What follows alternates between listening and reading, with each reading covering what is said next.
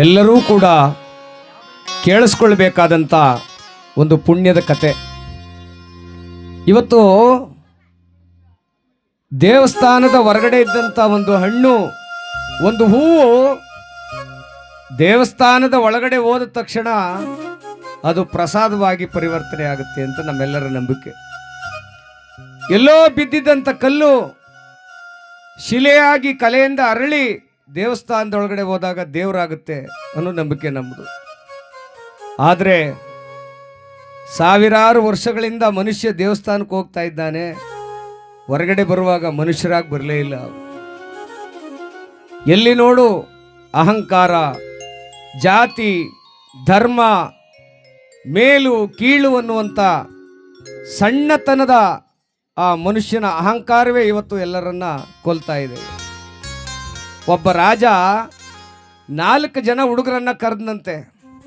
ಕೇಳಿಸ್ಕೊಳ್ಳಿ ದಯಮಾಡಿ, ಇವತ್ತು ಎಲ್ಲ ಮಕ್ಕಳಿಗೆ ಇದು ಅರ್ಥ ಆಗಬೇಕಾಗಿದೆ. ಇವತ್ತು 4 ಜನ ಹುಡುಗರನ್ನ ಕರೆದು 4 ಜನಕ್ಕೂ ಒಂದೊಂದು ಬೀಜ ಕೊಟ್ಟನಂತೆ. ಯಾವುದೋ ಒಂದು ಗಿಡದ ಬೀಜವನ್ನು ಕೊಟ್ಟು, ನೋಡ್ರಪ್ಪ 2 ತಿಂಗಳು ಸಮಯಾವಕಾಶ ನಿಮಗೆ, ಯಾರು ಇದನ್ನ ನೀರು ಹಾಕಿ ಪೋಷಣೆ ಮಾಡಿ ಒಂದು ಗಿಡವಾಗಿ ಬೆಳೆದು ನನಗೆ ತೋರಿಸ್ತೀರೋ ಅವರಿಗೆ ನಮ್ಮ ರಾಜ್ಯವನ್ನ ಕೊಟ್ಟು ಬಿಡ್ತೀನಿ, ಅವನೇ ರಾಜ ಅಂತ ಹೇಳಿದ್ರು. ಈ 4 ಜನ ಹುಡುಗರು ಬೀಜಗಳನ್ನ ಒತ್ಕೊಂಡೋಗಿ ಎಲ್ಲರೂ ಒಂದೊಂದು ಪಾಟ್ಗೆ ಹಾಕಿ ನೀರು ಹಾಕಿದ್ರು.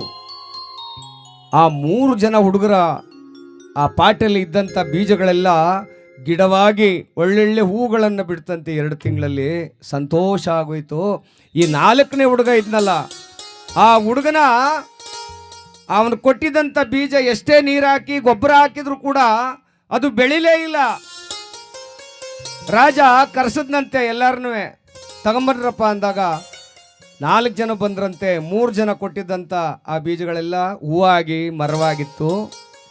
ಒಂದು ಹುಡುಗ ಮಾತ್ರ, ಸ್ವಾಮಿ ಇದು ಎಷ್ಟೇ ನೀರು ಗೊಬ್ಬರ ಹಾಕಿದ್ರು ಕೂಡ ಬೆಳಿಲಿಲ್ಲ ಅಂದಾಗ ಆ ರಾಜ ಕಿರೀಟವನ್ನು ತಗೊಂಡೋಗಿ ಯಾವ ಹೂವಿನ ಗಿಡವನ್ನು ಬೆಳೆದಿರ್ಲಿಲ್ವ ಹುಡುಗ ಅವನಿಗೆ ಹಾಕ್ಬಿಟ್ನಂತೆ. ನೋಡಿ, ಅದು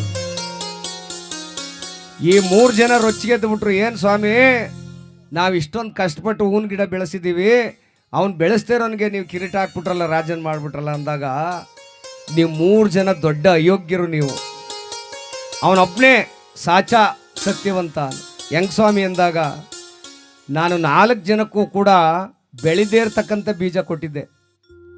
4 ಜನಕ್ಕೂ ಬೆಳೆದೇ ಇರ್ತಕ್ಕಂಥ ಬೀಜ ಕೊಟ್ಟಿದ್ದೆ. ಅದರಲ್ಲಿ ಯಾವುದೇ ಅಂಶ ಇರಲಿಲ್ಲ, ಬೆಳೆಯೋದಿಲ್ಲ ಬೀಜ. ನೀವೇನು ಮಾಡಿದ್ರಿ? 3 ಜನ ರಾಜ್ಯದ ಆಸೆಗೆ ಹೋಗಿ ಎಲ್ಲೋ ಬೇರೆ ಬೀಜಗಳನ್ನು ತಂದು ಅದಕ್ಕೆ ನೆಟ್ಟು ನಾನು ಬೆಳೆಸ್ತೆ ಸ್ವಾಮಿ ಅಂತಂದಿದ್ದೀರಿ. ಆದರೆ ಸತ್ಯವಂತ ಇವನು ಮಾತ್ರ ನಾನು ಕೊಟ್ಟಂಥ ಬೀಜವನ್ನು ಹಾಕ್ದ, ಅದು ಬೆಳಿಲಿಲ್ಲ. ಅದಕ್ಕಾಗಿ ಇವನಿಗೆ ಕಿರೀಟವನ್ನು ಕೊಟ್ಟು ರಾಜ್ಯಾಧಿಕಾರವನ್ನು ಕೊಟ್ಟೆ. ಇವತ್ತು ನಮ್ಮಲ್ಲಿ ಆಗ್ತಾ ಇರ್ತಕ್ಕಂಥದ್ದು ಅಂಥದ್ದೇ. ಮನೆಯಿಂದ ತಂದೆ ತಾಯಿಗಳು ಏನೋ ಒಂದು ಪ್ರೀತಿಯನ್ನು ಕೊಟ್ಟು ಕಳಿಸಿರ್ತಾರೆ, ಹೊರಗಡೆ ಹೋಗುವಷ್ಟರಲ್ಲಿ ನಮ್ಮ ಮನಸ್ಸು ಬದಲಾವಣೆ ಆಗುತ್ತೆ. ಮನಸ್ಸು ಶುದ್ಧವಾಗಿರುವಂಥ ಮನಸ್ಸು ಕಲ್ಮಸಗೊಳ್ಳುತ್ತೆ. ಜಾತಿ, ಧರ್ಮ, ಮೇಲು ಕೀಳು, ನಾವು ಶ್ರೇಷ್ಠರು ಅವರು ಕನಿಷ್ಠರು ಅನ್ನುವಂಥ ಸಣ್ಣತನವನ್ನು ಮನುಷ್ಯ ಬೆಳೆದು ಬಿಡ್ತಾನೆ. ಅಲ್ಲಿ ತಾಯಿ ಏನು ಕೊಟ್ಟು ಕಳಿಸಿದ್ಲು? ಸತ್ಯವಾದದನ್ನೇ ಕೊಟ್ಟು ಕಳಿಸಿದ್ಲು. ಆದರೆ ನಾವು ಹೊರಗಡೆ ಪ್ರಪಂಚಕ್ಕೆ ಹೋದ ತಕ್ಷಣವೇ ಅಹಂಕಾರವನ್ನು ಪಡ್ತೀವಿ, ನನ್ನದು ಅಂತೀವಿ. ನಮ್ಮ ತಂದೆ ತಾಯಿಗಳ ಹೆಸರನ್ನು ಎಲ್ಲೂ ಕೂಡ ಹೇಳೋದಿಲ್ಲ, ಅವರಿಗೆ ಪ್ರೀತಿಯನ್ನು ಕೊಡೋದಿಲ್ಲ. ಅದಕ್ಕಾಗಿ ನಾವು ಕಲಿಬೇಕಾದದ್ದಿಷ್ಟೇ, ಅಹಂಕಾರವನ್ನು ಬಿಡಬೇಕು. ಮನುಷ್ಯರೆಲ್ಲ ಒಂದೇ.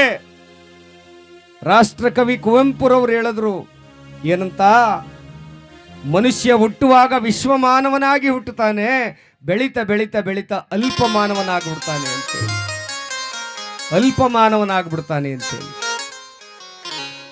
ನೋಡಿ, ಸಾಯುವಾಗ ಸಮಯ ಗಳಿಗೆ ಯಾವುದು ನೋಡೋದಿಲ್ಲ, ಈ ಜೀವ ಹೊರಟೋಗುತ್ತೆ. ಆದರೆ ಸತ್ತ ಮೇಲೆ ತಿಥಿ ದಿನ ಯಾರ್ಯಾರ ಹತ್ರನೂ ಹೋಗಿ ಕೇಳಿಸ್ತೀವಿ, ಸ್ವಾಮಿ ಯಾವ ನಕ್ಷತ್ರದಲ್ಲಿ ಸತ್ತಿದ್ದನ್ನು ನೋಡಿ. ಬದನೆಕಾಯಿ ಯಾವ ನಕ್ಷತ್ರದಲ್ಲೂ ಸತ್ತಿರೋದಿಲ್ಲ, ಉಸಿರುವಾಗಿರ್ತದೆ ಅಷ್ಟೇ.